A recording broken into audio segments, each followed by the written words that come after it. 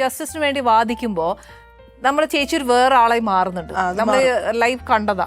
അപ്പൊ ചേച്ചി വേറൊരാളായി മാറുന്നുണ്ട്. അപ്പൊ എന്നാന്ന് വെച്ചാൽ ചേച്ചി ഇപ്പുറത്തെ ഒരു as A person very private വേൾഡിൽ പേഴ്സണൽ ലൈഫിൽ നോക്കുവാന്ന് ചേച്ചി ഭയങ്കര പാവാ. പക്ഷെ ഇപ്പുറത്ത് നോക്കുവാണെങ്കിൽ ചേച്ചി ഭയങ്കര ഈ പറഞ്ഞ അഗ്രസീവ് തന്റേടി ജസ്റ്റിസിന് വേണ്ടി വാദിക്കും. അത് എന്റെ ന്യായം പറയുന്നതിൽ ഞാൻ എടുക്കുന്ന എന്റെ കൺവിക്ഷനാണ്. ചേച്ചി അപ്പൊ നമ്മള് ഇങ്ങനെ റിയാക്ട് ചെയ്യുമ്പോഴത്തേക്ക് ഒത്തിരി പ്രശ്നങ്ങൾ വരുവല്ലേ? ഇങ്ങനെ ആരെന്താ പറയുന്നതെന്നൊക്കെ ചോദിച്ചിട്ട് പല ചോദ്യങ്ങൾ വരത്തില്ലേ? അല്ല, ഞാൻ ഒരു എൻ്റെ കാര്യം പറയുകയാണെങ്കിൽ ഇപ്പം മലയാള മനോരമയുമായിട്ട് ചേർന്ന് 2005 ഒരു എക്സ്പെരിമെൻറ്റ് നടത്തിയിട്ടുണ്ടായിരുന്നു. ഞാൻ എക്സ്പെരിമെൻറ്റ് പത്രമാണേ, അന്ന് എല്ലാവരും പറയുന്ന പോലെ ചാനലും വീഡിയോ ഒന്നും ഇല്ല. അപ്പം അന്ന് ഈ റോഡിൽ കൂടെ സ്ത്രീകൾ ഇറങ്ങി നടന്നാൽ സ്ത്രീകളെ ഭയങ്കരമായിട്ട് എന്താ പറയുക, കുറച്ച് മോശം സ്ത്രീയായിട്ട് വിചാരിച്ചിട്ട് നമ്മുടെ അടുത്ത് വന്ന് മോശമായിട്ട് പെരുമാറുകയും നമ്മുടെ കൂടെ വരുന്നോ എന്നൊക്കെ ചോദിക്കുകയും രാത്രി ഭയങ്കര പ്രോബ്ലം ആയിരുന്നു തിരുവനന്തപുരത്ത് ആ സമയത്ത്. PS ആണ് ആ സമയത്ത് ഭരിച്ചിരുന്നത്. അപ്പോൾ ആ സമയത്ത് അങ്ങനെ ഒരു സ്റ്റിങ് ഓപ്പറേഷൻ പോലൊരു കാര്യം ചെയ്തപ്പോൾ മനോരമയുടെ പത്രക്കാരെല്ലാം ചുറ്റുമുണ്ട്. അപ്പോൾ അവരോട് ഞാൻ വെച്ച 2 കണ്ടീഷൻ. ഒന്ന്, എൻ്റെ അടുത്ത് വന്ന് ആരെങ്കിലും മോശമായി പെരുമാറുകയാണെങ്കിൽ അവരുടെ പത്രത്തിൽ അവരുടെ ഫോട്ടോ ഇടാൻ പാടില്ല. കാരണം സിസ്റ്റം ഇങ്ങനെ ആയതുകൊണ്ടാണ് അവർ മോശമായിട്ട് പെരുമാറിക്കൊണ്ടിരിക്കുന്നത്. അപ്പോൾ സിസ്റ്റം മാറ്റാൻ ശ്രമിക്കുമ്പോൾ എൻ്റെ വാക്ക് വിശ്വസിക്കാൻ പറ്റുമെങ്കിൽ മാത്രമേ പറ്റുള്ളൂ. അവരെ ഹേർട്ട് ചെയ്യാനോ അവരുടെ വീട്ടുകാരെ ഉപദ്രവിക്കാനോ ആകരുത് ഈ എക്സ്പെരിമെൻറ്റ്. വേറൊരാളോ ഇവൻ ഭയങ്കര ചീത്തയാണ്, അയാൾ ഭയങ്കര ചീത്തയാണ്, പല മനുഷ്യരും അങ്ങനെ ഉണ്ടാവും. നമ്മൾ സിസ്റ്റത്തെ മാറ്റാൻ ശ്രമിക്കുകയാണ്. അതുകൊണ്ട് അവരെ അല്ല ഫോക്കസ് ചെയ്യേണ്ടത്. അതാണ് ഞാൻ പറഞ്ഞ ഒരു കണ്ടീഷൻ. ജോൺ മുണ്ടക്കയം സാർ സാക്ഷി, അദ്ദേഹത്തിനോടാണ് ഞാൻ സംസാരിച്ചത്. അവരത് സമ്മതിച്ചു. അങ്ങനത്തെ അപ്പം എന്നെ സംബന്ധിച്ച് ആ സിസ്റ്റം മാറാനാണ് ഞാൻ ശ്രമിച്ചത്.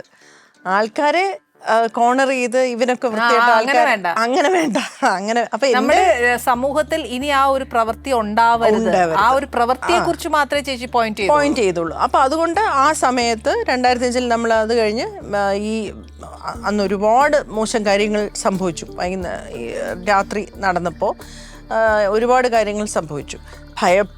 ഭയപ്പാടുണ്ടാക്കുന്ന കാര്യങ്ങൾ. ഞാൻ ശരിക്കും പറഞ്ഞാൽ ഒരു പോയിന്റ് കഴിഞ്ഞപ്പോൾ ഞാൻ ആലിൽ പോലെ ഇങ്ങനെ വിറയ്ക്കുമായിരുന്നു. അപ്പം നമ്മുടെ മനോരമയിലെ ഫോട്ടോഗ്രാഫർ ജയചന്ദ്രൻ ചേട്ടൻ വണ്ടിയിൽ കയറിയിട്ട് മതി, ഇനി പറതി വീട്ടിൽ കൊണ്ടുവിട്, എനിക്ക് എത്ര നാളുകൊണ്ട് കാണുന്നതാണ്, എനിക്കിത് കണ്ടു നിൽക്കാൻ പറ്റുന്നില്ല എന്ന് പറഞ്ഞു. ഒരു സമയത്ത് ഇങ്ങനെ ആ ബസ് സ്റ്റാൻഡിലോട്ട് ഇങ്ങനെ ഒരാൾ വന്ന് എൻ്റെ അടുത്ത് ഇങ്ങനെ കൈ പിടിക്കാനായിട്ട് ഇങ്ങനെ ശ്രമിച്ചു, ഓട്ടോറിക്ഷയിൽ കയറ്റാനായിട്ട്. അപ്പോൾ ജയചന്ദ്രൻ ചേട്ടൻ എവിടുന്നോ പാഞ്ഞു വന്നു. മതി, ഇത് മതി, എക്സ്പെരിമെൻറ്റ് മതി എന്ന് പറഞ്ഞപ്പോൾ ആ സമയത്ത് എനിക്കൊരുപാട് നെഗറ്റീവായിട്ട് തിരുവനന്തപുരത്ത് ജീവിക്കുന്ന സമയത്ത് തന്നെ ഒരുപാട് കുറേ നാളത്തേക്ക് തന്നെ ആൾക്കാർ കല്യാണത്തിന് പോലും വിളിക്കത്തില്ലായിരുന്നു. എന്നുവെച്ചാൽ തിരുവനന്തപുരം നഗരത്തിനെ വളരെ മോശമായി ചിത്രീകരിച്ച ഒരാളെന്നൊരു പേരും കൂടെ ആ സമയത്ത് കിട്ടി. ഞാൻ പറയാൻ ശ്രമിച്ചത്, ബസ്സിൽ വെച്ച് എനിക്ക് വളരെ മോശമായിട്ടുള്ള അനുഭവം ഉണ്ടായി. ഞാൻ ചെന്ന കംപ്ലൈൻറ്റ് പറഞ്ഞപ്പോൾ കണ്ടക്ടറോട് പറഞ്ഞപ്പോൾ അയാൾ ചോദിച്ചു, ഈ ടെലിവിഷനിൽ കാണുന്ന മുഖമൊക്കെ ഉള്ളവർ ഇതിനകത്ത് കയറി ഇങ്ങനെയൊക്കെ തന്നെ ഇരിക്കും, നിങ്ങളതിനെ അതിനകത്ത് വലിഞ്ഞു കയറുന്നതെന്ന് അങ്ങനെയാണ് എന്നോട് ചോദിച്ചത്. അപ്പം ഞാൻ വിചാരിച്ചത്, നമ്മൾ ഈ ബസ് ലേറ്റായി, ബസ് ബ്രേക്ക് ഡൗൺ ആയി, നമ്മുടെ ബസ് സമയത്തിന് എത്തിയില്ല, ഇങ്ങനെയുള്ള നമ്മളുടെ കയ്യിലല്ലാത്ത കാര്യങ്ങൾ കൊണ്ട് നമ്മൾ നഗരത്തിൽ ഒറ്റപ്പെട്ടു പോയാൽ നമ്മൾ അനുഭവിക്കേണ്ടി വരുന്നത് എനിക്ക് അനുഭവപ്പെട്ട ഒരുപാട് പേർക്ക് അനുഭവപ്പെടില്ലേ? അപ്പോൾ അങ്ങനെ ഒരു സേഫ്റ്റി മെഷേഴ്സ് എന്തുകൊണ്ടില്ല? ആ സമയത്ത് നമ്മളങ്ങനെ വിഷമിച്ചെങ്കിലും അതിനെതിരെ എന്തെങ്കിലും ചെയ്യണമെന്ന് വിചാരിച്ചിട്ടാണ് മനോരമയെ സമീപിച്ചത്. ബസ് സ്റ്റാൻഡിലോ അല്ലെങ്കിൽ റോഡിലോ നമുക്ക് 5 നഗരങ്ങളുള്ള സ്ഥലമാണ് തിരുവനന്തപുരം. ഇപ്പോൾ പേരൂർക്കട ഹോസ്പിറ്റലുണ്ട്, ജനറൽ ഹോസ്പിറ്റലുണ്ട്, മെഡിക്കൽ കോളേജുണ്ട്, അല്ലേ, എത്ര ഹോസ്പിറ്റൽസ് ഉണ്ട്. ഒരാൾക്കൊരു വയ്യാതെ ഹോസ്പിറ്റലായി, ഒരു സ്ത്രീ ഒറ്റയ്ക്കേ ഉള്ളൂ, അവർ ആ ആശുപത്രി എത്തുകയാണെങ്കിൽ അവർക്ക് എന്തൊക്കെ അനുഭവിക്കേണ്ടി വരും? ഒരു ബസ് സ്റ്റാൻഡിൽ ഇറങ്ങി അവരൊരു ഓട്ടോറിക്ഷ കിട്ടാൻ പൈസ ഇല്ലെങ്കിൽ അവർ അടുത്ത ഓട്ടോറിക്ഷ പിടിച്ച് അല്ലെങ്കിൽ ബസ് പിടിച്ച് അവർ മെഡിക്കൽ കോളേജിൽ എത്തുന്നതിൻ്റെ ഇടയ്ക്ക് എത്ര കാര്യങ്ങൾ അനുഭവിക്കേണ്ടി വരും? എൻ്റെ വീട് മെഡിക്കൽ കോളേജിലാണ്.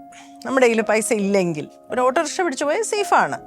അപ്പോൾ ആ ഒരു ആലോചനയാണ് അതിലേക്ക് എത്തിച്ചത്. അപ്പോൾ അതുകൊണ്ട് തന്നെ ഷാഡോ പോലീസിങ് ഉണ്ടായി. അവിടെ മുഴുവൻ വെട്ടം വെച്ചു, ലൈറ്റ് ഇടിയിച്ചു, ലേഡി ഫ്രണ്ട്ലി, വിമൻസ് ഫ്രണ്ട്ലി ഓട്ടോറിക്ഷകൾ വന്നു. അങ്ങനെ ഒരുപാട് എല്ലാ കോട്ടയം മാറ്റങ്ങൾ തീർച്ചയായിട്ടും ഉണ്ടായി. ഒരുപാട് പോലീസ് എയ്ഡ് പോസ്റ്റ്, വനിതാ എയ്ഡ് പോസ്റ്റ് വന്നു. ഇതെല്ലാം തന്നെ VS അച്യുതാനന്ദൻ അദ്ദേഹത്തിന് ഞാൻ എഴുതി കൊടുത്തൊരു കുറിപ്പുണ്ടായിരുന്നു. അതിനകത്താണ് വേറൊരു സജഷൻ ഞാനത് പറഞ്ഞിരുന്നത്, നമ്മൾ ഏതെങ്കിലും ഒരു നഗരത്തിൽ ഒരു ജില്ലയിലായിപ്പോയാൽ അവിടെ നമുക്ക് സേഫ് ആയിട്ടുള്ള ഹൗസസ് വേണം താമസിക്കാൻ. അപ്പം നമ്മളിപ്പം ബസ് ബ്രേക്ക് ഡൗൺ ആയി, നമ്മൾ തിരുവല്ലയിലെത്തി, നമുക്ക് എങ്ങോട്ട് പോകണം എന്നറിയില്ലെങ്കിൽ അവിടുത്തെ പോലീസ് സ്റ്റേഷനിൽ കോൺടാക്ട് ചെയ്താൽ സ്ത്രീകൾക്ക് താമസിക്കാൻ പറ്റുന്ന ലോഡ്ജുകൾ, ഹോട്ടലുകൾ, അവരുടെ ബഡ്ജറ്റിനുള്ളത് ഐഡൻറ്റിഫൈ ചെയ്ത് പോലീസ് പ്രൊട്ടക്ഷനിൽ അവരെ അവിടെ ആക്കണം. പിറ്റേന്ന് രാവിലെ പോകുന്നത് വരെ. അല്ലെങ്കിൽ റെയിൽവേ സ്റ്റേഷനിൽ ഇരിക്കാനാണെങ്കിൽ അവിടെ. അവിടെ നമ്മൾ റെയിൽവേ സ്റ്റേഷനിലോ ബസ് സ്റ്റാൻഡിലോ ഇരിക്കുമ്പോൾ നമ്മുടെ കൂടെ വരുന്നോ എന്ന് ചോദിച്ചുകൊണ്ട് ആൾക്കാർ നിൽക്കുന്നത് എന്തൊരു ബോറാണ്. വളരെ മോശം. ഇന്നത്തെ കാലത്ത് ഈ 2026 ആൾക്കാർക്ക് ഇത് മനസ്സിലാവില്ല ഞാൻ എന്താ പറയുന്നത്. നമ്മളുടെ സിറ്റുവേഷൻ ഡിഫറെൻ്റ് ആയിരുന്നു. അപ്പോൾ ആ സുരക്ഷിതത്വം വേണം എന്നുള്ളതിനാണ് ആദ്യമായിട്ട് അങ്ങനെ ഒരു ശ്രമം നടത്തിയത്. അന്ന് ഒരുപാട് എതിർപ്പാണ് എനിക്കുണ്ടായത്. ഒരുപാട് ഒറ്റപ്പെട്ടു. സൗമ്യ മരിച്ചപ്പോഴാണ് 2012 പിന്നീട് എനിക്ക് ഈ വിഷയത്തിൽ ഒരു അക്സെപ്റ്റൻസ് കിട്ടുകയും ആൾക്കാർ എന്നെ 2012 സൗമ്യ മരിച്ചപ്പോഴാണ് ടെലിവിഷൻ ചാനലുകൾ ആദ്യമായിട്ട് പിന്നീട് എന്താണ് അതിനെക്കുറിച്ച് റെസ്പോണ്ട് ചെയ്യാനുള്ളതെന്ന് പറഞ്ഞ് എന്നെ വിളിച്ചത്. അത്രയും നാളും ഞാനൊരു ചേച്ചി ആ ഇന്റർവ്യൂവിൽ പറയുകയും ചെയ്തു അല്ലേ, അത്രയും സമയമെടുത്തു. ഞാൻ പറയുകയും ചെയ്തു. ആ ഇന്റർവ്യൂവിൽ ഞാൻ പറഞ്ഞു ഇത്രയും വർഷമെടുത്തു ഞാൻ പറഞ്ഞ കാര്യം മനസ്സിലാക്കാൻ, സേഫ്റ്റി എന്ന് പറയുന്ന ഒരു കാര്യത്തെക്കുറിച്ച് മനസ്സിലാക്കാൻ. ഓൾമോസ്റ്റ് 6 years എനിക്ക് ആ ഒരു തിരിച്ച് സൊസൈറ്റിയിലോട്ട് എൻട്രി കിട്ടാനായിട്ട്. പക്ഷെ എനിക്കതിൽ പരിഭവമൊന്നും ഇല്ല, ആൾക്കാർക്ക് അത് മനസ്സിലാവാഞ്ഞിട്ടാണ്, അത്രേ ഉള്ളൂ. Ali's Kitchen. Let's cook with love.